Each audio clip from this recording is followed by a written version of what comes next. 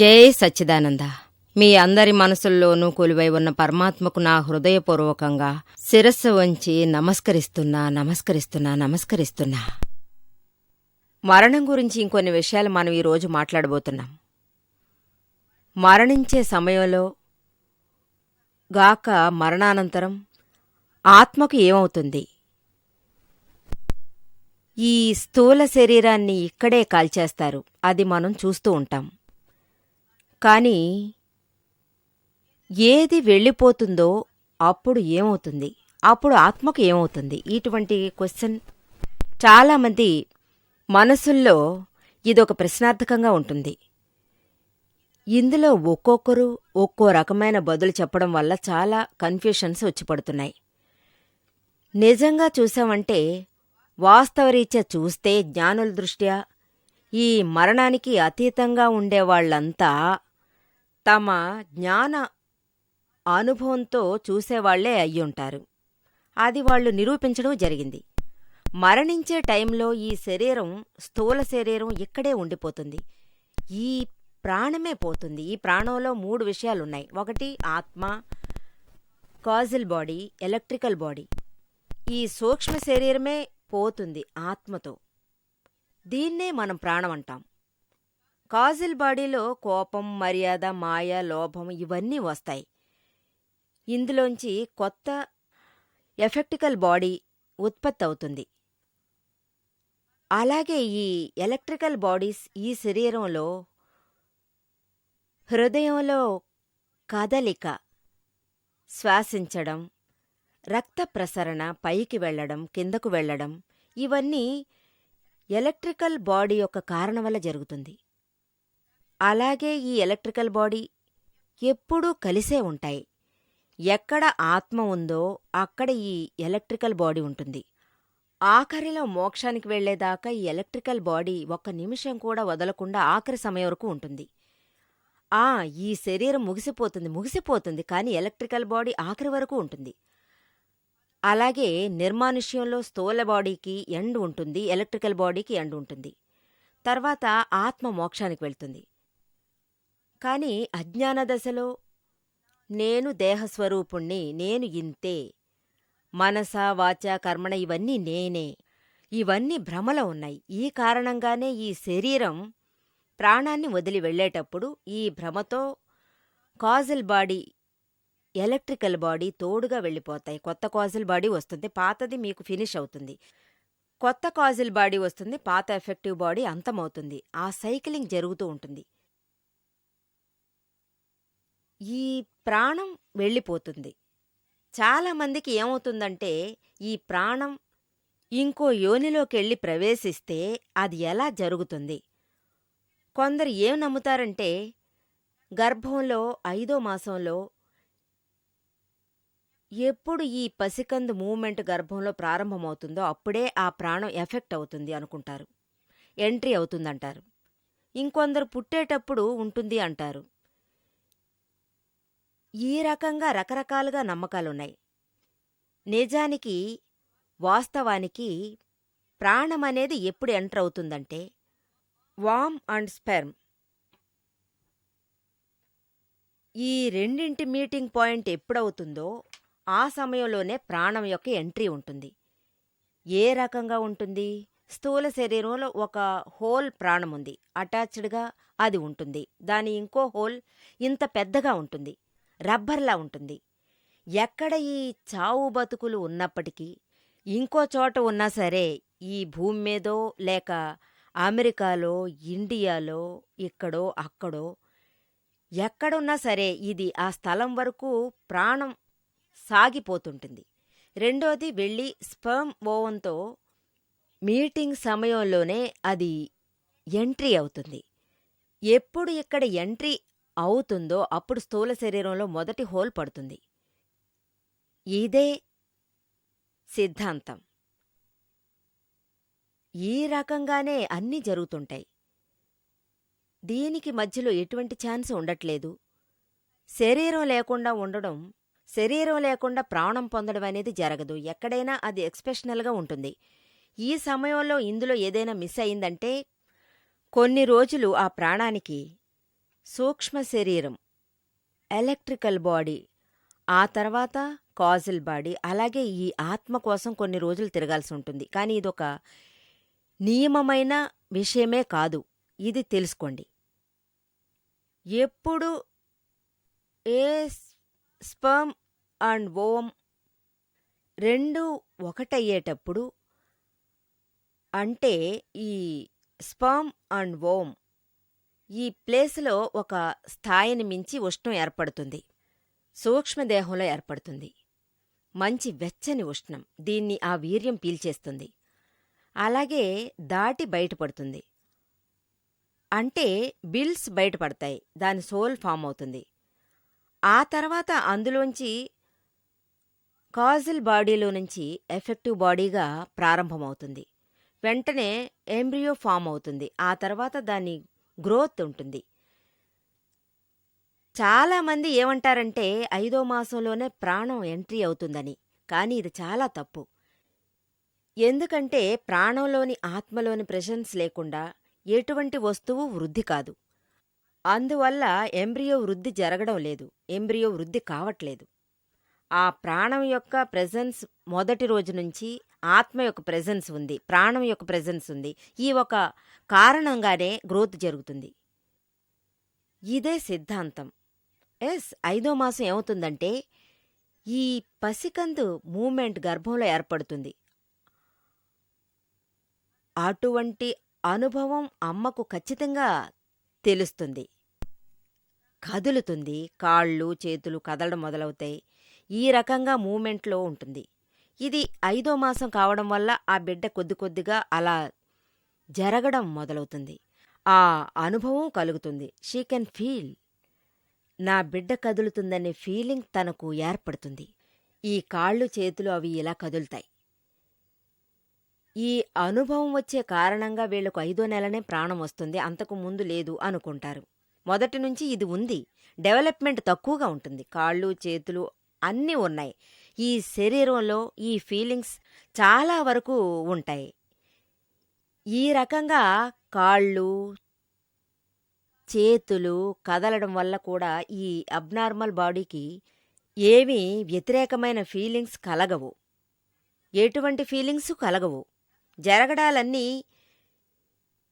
ఈ రకమైన సిద్ధాంతందే అవుతుంది. అలాగే పుట్టిన తర్వాత ఈ ఎఫెక్టివ్ బాడీ ఉంటుంది. చనిపోయే వరకు అది ఉంటుంది. ఈ కాజల్ బాడీ కర్మఫలం ఏర్పడుతుంది. ముగిసే వరకు ఆఖరిదాకా అది ఉంటుంది. నా జీవితం అంతం అవుతుంది.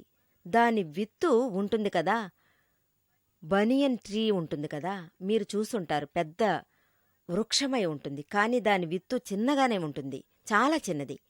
ఈ విత్తులో ఒక పెద్ద వృక్షం సంపూర్ణంగా దాగుంటుంది. సూక్ష్మంగా ఉంటుంది. దాని కొమ్మలున్నాయి, రెమ్మలున్నాయి. అలాగే పెద్ద పెద్ద ఓడలు కూడా ఉన్నాయి. ఇవన్నీ మొదట్లో విత్తులో ఉంటాయి. ఎప్పుడు జరగాలని విధి ఉందో అప్పుడు అది సరిచేసుకోవచ్చు. ఇటువంటి భూమిలో ఈ పళ్ళు భూమి మీదకి వచ్చేటప్పుడు ఈ కాజల్ బాడీ మీదకి పాకి అది ఆఖరిదాకా వస్తుంది. మధ్యలో ఏం జరుగుతుందో అనేది దానికి ఏమీ తెలియడం లేదు. ఆఖరిదాకా ఏం జరుగుతుందో కూడా దానికి తెలీదు.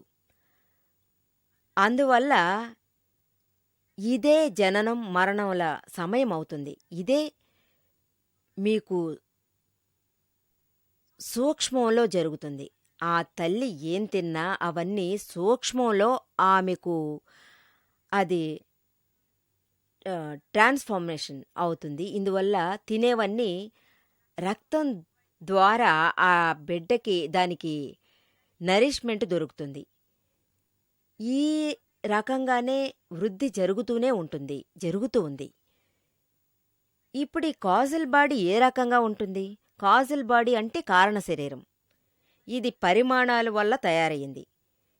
ఇది ఒక రకంగా 3 స్టేజీలున్నది. జడతత్వం చాలా పరిమాణాల వల్ల ఏర్పడుతుంది. ఈ ప్రతి పరిమాణము శాశ్వతమైనది, ఎటర్నల్ అయినది. ఈ పరిమాణాల వల్ల తయారైన ఈ శరీరం కాజల్ బాడీ.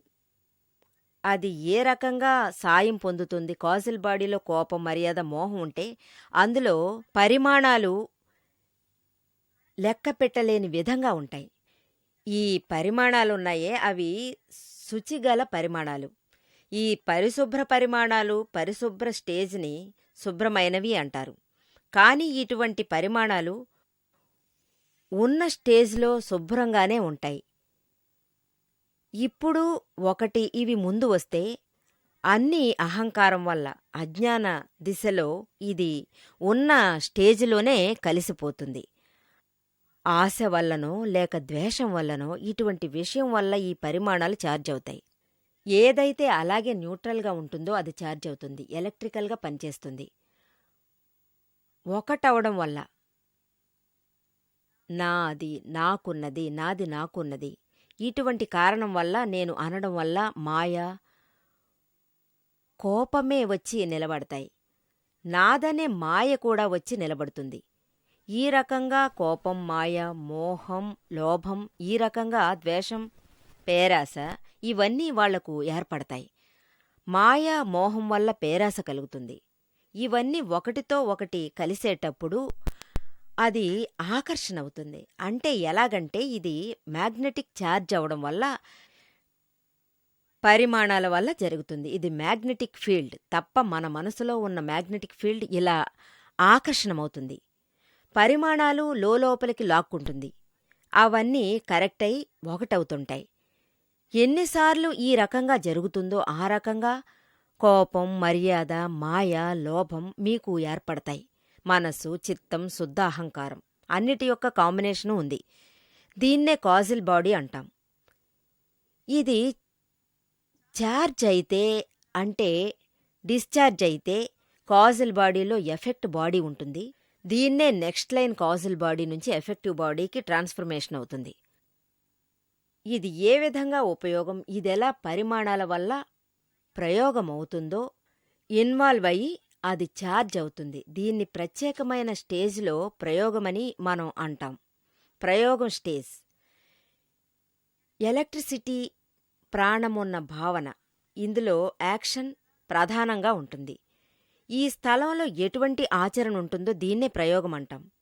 ఇది మూమెంట్ అవుతుంది. ఇది బాగా ఛార్జ్ అయిన తర్వాత ఆ ఛార్జ్ అయిన పరిమాణాలు ఆకర్షణమవుతాయి, శరీరంలో మీకు కలిసిపోతాయి. ఛార్జ్ అయ్యి శరీరంలోకి అది వచ్చి చేరుతుంది. అక్కడి నుంచి డిశ్చార్జ్ అయ్యేటప్పుడు అంతవరకు స్టేజ్ మూడో విధంగా చెప్పబడును, మూడో స్టేజ్గా అది చెప్పబడును.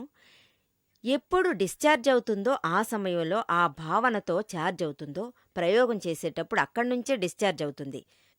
పేరాస, ద్వేషం ఏ రకంగా ఛార్జ్ అవుతాయో అదే రకంగా మీకు డిశ్చార్జ్ అవుతాయి. మంచితనంగా చేస్తే మంచి ఫలితం ఇస్తుంది, కోపంతో చేస్తే చెడ్డ ఫలితం ఇస్తుంది. ఏ రకంగా ఛార్జ్ అయ్యిందో, దేన్ని విత్తనం వేస్తామో దానికి తగ్గ ఫలితం ఈ రకంగా ఛార్జ్ అవుతుంది. యాక్చువల్గా ఛార్జింగ్ చాలా సూక్ష్మంగానే జరుగుతుంది. దీని గురించి కొంచెం కూడా తెలియడం లేదు. ఈ జ్ఞానులు చాలా గొప్ప జ్ఞానుల వల్లే ఇవన్నీ తెలుసుకోవడం వీలవుతుంది. ఆత్మజ్ఞానులు అన్ని రకాలుగా ఎదిగి ఎదిగి ఆఖరి సమయంలో వాళ్లకు అన్నీ తెలుస్తాయి. ఈ డిశ్చార్జ్ అయ్యే స్టేజ్ అందరికీ సాధ్యమవుతుంది. పరిమాణాలను జ్ఞానులు మాత్రమే చూడగలరు, కానీ ఆత్మజ్ఞానులు ఏదైనా చెప్పగలరు. ఈ ఆఖరి సమయంలో ఇన్వాల్వ్మెంట్ జరుగుతుంది. ఇవన్నీ ఛార్జ్ అవుతుంటాయి. ఆ తర్వాత అవన్నీ వెళ్ళిపోతాయి, మనల్ని వదిలి విడిగా వెళ్ళిపోతాయి. ముక్తి పొందుతుంది. ముక్తి పొంది అక్కడి నుంచి వెళ్తుంది. అప్పటికప్పుడు అక్కడికక్కడే ఆ ప్రయోగక్రియ అదే టేబుల్ మీద ఉంటూ మిమ్మల్ని అంతం చేస్తుంది. ఆ తర్వాత మీకు ఎటువంటి డిశ్చార్జి ఉండదు. ఈ అవేర్నెస్ జ్ఞానదీక్ష తర్వాత కాన్స్టెంట్ అవుతుంది, ఛార్జ్ కావడం లేదు. ఈ రకంగా మూడో దిశ నుంచి ప్రయోగక్రియ నుంచి వస్తుంది. ఎప్పుడు ఈ పరిమాణాలు డిశ్చార్జ్ అవుతాయో ఆ తర్వాత అగైన్ అది సందర్భానికి తగ్గట్టు మీకు శుభ్రమవుతుంది, మళ్ళీ విలువ కోల్పోతుంది. మిగతా విషయాలన్నిటితో కలిసి ఇది శుభ్రమవుతుంది. శుభ్రం అంటే పూర్తిగా ప్యూర్ అవుతుంది. ఛార్జింగ్ లేకుండా మీకు న్యూట్రల్ అవుతుంది. ఇది సూక్ష్మం సైన్స్. తీర్థయాత్రల్లో అంతా చెప్పిన సైన్స్. ఆధ్యాత్మికంగా చూస్తే ఈ ప్రయోగమనేది ఎలా నిర్ణయించాలి? ఒకవేళ మీకు ఒక ఇంప్రెస్ కలిగి, మీరు జ్ఞానంలో ఉన్నారంటే ఇందులో నుంచి ఇన్వాల్వ్ కాకుండానే ఉంటారు. బయట ఏం జరిగినా సరే మీరు అది వింటున్నారు, నేనది చూస్తున్నాను, అంతే కదా! ఈ 2 విషయాలు కొంచెం నిరంతరమైతే తర్వాత మీకు కొత్తగా ఏదీ ఛార్జ్ అవ్వదు కదా! మీరు ఉండలేకపోతే, మీరు ఇన్వాల్వ్ అయితే ఇవన్నీ మీరు బాధపడి, పరిహారం చేసి, వాషౌట్ చేసి దీన్నుంచి మీరు బయటపడండి. ఇది రెండోది. సెకండరీ విషయమే. ఇందులో ఇది చేయడం వల్ల ఖచ్చితంగా మీరు కర్మవిధి ఛార్జ్ కాకుండా చూసుకోవచ్చు. ఎంతవరకు మీకు భ్రమ ఉందో అంతవరకు ఈ కర్మవిధి ఛార్జ్ అవుతూనే ఉంటుంది. భ్రమ పోతుంది, కానీ ఈ ఆత్మ ఏ రకంగానూ ఇన్వాల్వ్ అయ్యేలా లేదు. అందువల్ల మీకు ఈ కర్మవిధి ఛార్జ్ కాదు. ఈ రకంగా ఉండడం వల్ల కొత్తది ఛార్జ్ కావడం లేదు. ఇది అర్థం చేసుకుంటే, పూర్తిగా అర్థం చేసుకుంటే గ్యారంటీగా దీన్ని మీరు నడపొచ్చు. కానీ ఇదంతా బాగా అర్థం చేసుకోవడం చాలా అవసరం. దీన్ని అర్థం చేసుకుంటే మీకు వేరే ఏదీ అక్కర్లేదు. ఇది అర్థం చేసుకునే తత్వం జ్ఞానుల దగ్గరే ఉంటుంది. మీ వల్ల అర్థం చేసుకోవడం అనేది ఖచ్చితంగా కుదరదు. దీన్ని అర్థం చేసుకోవడం అనేది చాలా సులభమైంది. ఇందులో మీకొచ్చి 2 ఎలిమెంట్స్ ఉన్నాయి. మనలో ఉన్నవి 2 తత్వాలు. ఒకటి ఆత్మతత్వం, 2 జడతత్వం. ఆత్మతత్వం అనేది మీలో ఉన్నది మీరే. జడతత్వంలో మానం, మర్యాద, నాదని చెప్పేదంతా జడతత్వమవుతుంది. ఇంకా చెప్తే ఇది అజ్ఞానంలో భ్రమగా మిగులుతుంది. రెండిటినీ ఒకటిగా మీరు అనుకుంటారు. 2 ఎలిమెంట్సు వేర్వేరే. జ్ఞానదీక్ష కలగడం వల్ల 2 వేర్వేరనే అవేర్నెస్ ఏర్పడుతుంది. ఉదాహరణకి ఇందులో గోల్డ్ ఉంది, ఈ బ్యాంగిల్లో బంగారం ఉంది, అలాగే కాపరు ఉంది. 2 ఇవి మిక్సరే.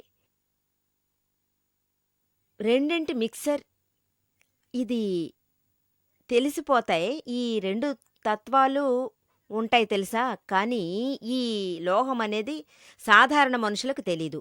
అప్పుడు ఏది అనుకోవాలో వాళ్ళు ఏదో ఒక మెటల్ అనుకుంటారు. ఇది రాగి కాదు, రోల్డ్ గోల్డ్ అనుకుంటారు. వాళ్ళకిదే కదా అనిపిస్తుంది. కానీ ఈ సైంటిస్టులు ఉన్నారు చూసారా, దీన్ని చూడగానే వాళ్ళు అర్థం చేసుకుంటారు. ఇందులో 2 వస్తువులు ఉన్నాయని తెలుసుకుంటారు.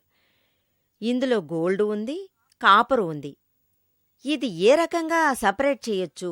ఎప్పుడు మీకు 100% గోల్డ్ చేతికొస్తుందో అప్పుడే ఇది చేసే పద్ధతి తెలుసు. కాబట్టి బంగారాన్ని వాళ్ళు టెస్ట్ చేసే సైంటిస్టులు జస్ట్ ఒక్క క్షణంలో దీన్ని వాళ్ళు మీకు సపరేట్ చేసిస్తారు. ఇదేలాగా జ్ఞానులకు ఈ సైన్స్ అనేది తెలుసు. జడతత్వాలు, ప్రాణమున్న తత్వాలు, ఇందులో 2 ఏ రకంగా వేరు, రెండిట్లో ఏ ప్రాపర్టీస్ ఉన్నాయి, ఇవన్నీ తెలుసు. తెలుసుకునే టెక్నిక్ వాళ్ళకుంది.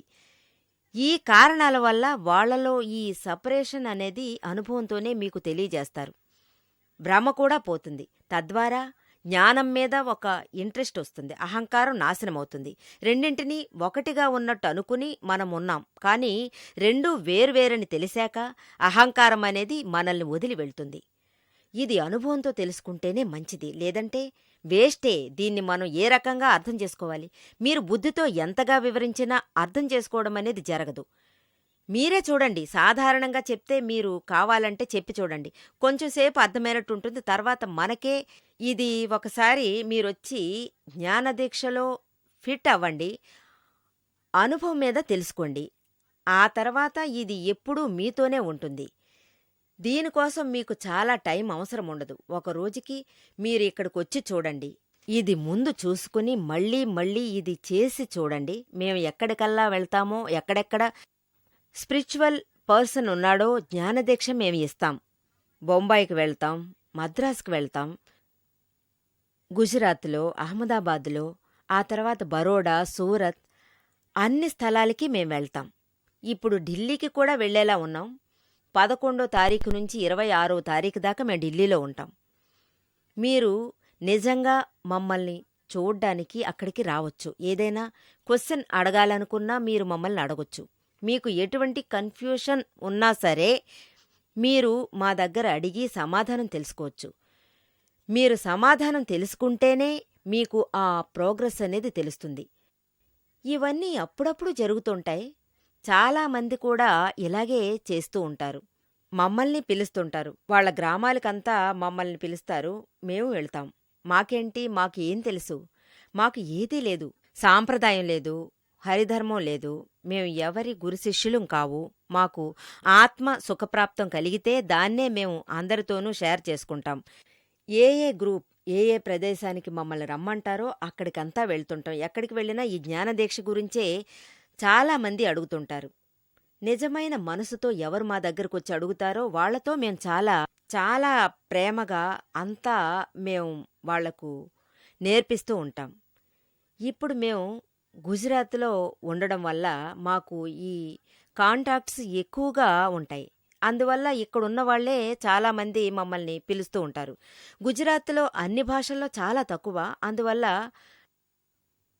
పొరుగురికి ఎక్కడికి పిలిచినా మేము అక్కడికి వెళ్తూ ఉంటాం. వాళ్ళు ఏ చోట ఉన్నా మేము అక్కడికి వెళ్లి చూస్తాం.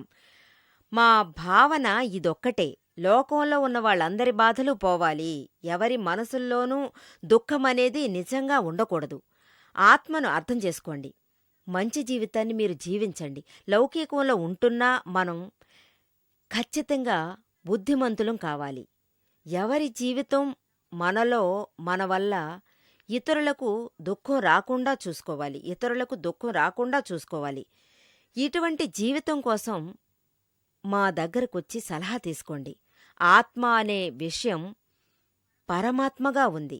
తద్వారా ఇది లోకంలో ఉన్నవాళ్ళు వీళ్ళు అందరికీ ఉన్న విషయం.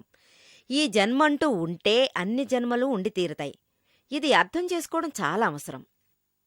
ఎటువంటి కార్యక్రమం చేసినా దాన్ని మనసులో నుంచి చేస్తే మీరు బయటపడతారు. మీరు చేసేవాళ్లుగా ఉంటే ఈ జీవితం జీవించుటకు మీరు పెట్టి పుట్టుండాలి. మీ మరణం తర్వాతున్న శరీరం ఈ శరీరాన్ని కాల్చేస్తారు. ఎందుకది? మనం కాల్చుకుంటే చాలా పాడువాసన కొట్టడం మొదలవుతుంది. పాడయ్యే వస్తువుని పాడు చేసి తీరాలి కదా. ఇది కాల్చడం అనేది తప్పనిసరి కార్యక్రమమే, జరిగి తీరాలి. మరణమంటే చేంజ్ ఆఫ్ ఫీసిస్. ఒక విషయం నుంచి ఇంకో విషయంలోకి శరీరాన్ని తీసుకోవడం. పరిమాణాలు ఎక్కువో తక్కువో కావడం లేదు, ఊరుతూ ఉంటాయి. ఈ స్వరూపం నాశనం కానిది. మిగతావన్నీ చేంజ్ అవుతూనే ఉంటాయి. మీరు చూసే శరీరంలో ఎన్ని లక్షల పరిమాణాలు ఉన్నాయో చెప్పండి. ఇవన్నీ అవసరమే. ఏ శరీరాన్ని కాల్చుతామో అది స్వరూపమే, అంతకంటే వేరే ఏమీ లేదు. ఆత్మ అంటే అబ్జల్యూట్ ఆత్ముందే, అది కూడా మీకు తత్వస్వరూపమే, నాశనం లేనిది. ఈ ఆత్మతత్వాలు అన్నీనూ పరిమాణాల కాంబినేషన్తోనే ఏర్పడతాయి. ఇవన్నీ పరిస్థితులే. జననం, మరణం ఇవన్నీ మనకు అవసరమే. అంటే అన్నీ ఒకటిగా కలుస్తాయి కదా, తర్వాత అది విడిపోతుంది. ఒకటవుతుంది, విడిపోతుంది. విధితో ఒకటవుతుంది, గతితో కలిసి ఒకటై వేరవుతుంది. దీన్ని మీరు బాగా తెలుసుకోవాలి. దీన్ని మీరు బాగా తెలుసుకుంటే మీ జీవితం బావుంటుంది. జై సచ్చిదానంద.